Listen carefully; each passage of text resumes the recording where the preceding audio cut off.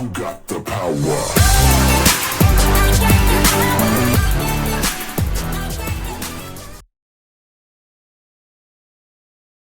Welcome to the 21st tutorial on Theme D. We will be looking at what NATO is, the work it does and what the UK's role is. NATO stands for the North Atlantic Treaty Organization. Its members work together to defend each other. NATO was set up after World War II so that countries around the North Atlantic could protect themselves.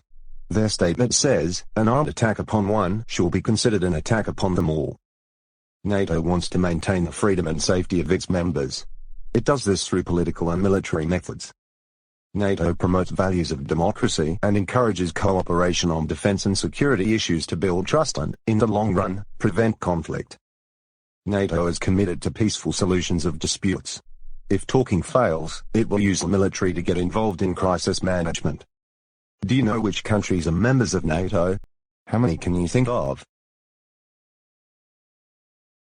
The UK, USA, Albania, Belgium, Bulgaria, Canada, Croatia, Czech Republic, Denmark, Estonia, France, Germany, Greece, Hungary, Iceland, Italy, Latvia, Lithuania, Luxembourg, Holland, Norway, Poland, Portugal, Romania, Slovakia, Slovenia, Spain and Turkey. Before the terrorist attack in America on the 11th of September, NATO only defended national borders. After this attack, it joined the war on terrorism.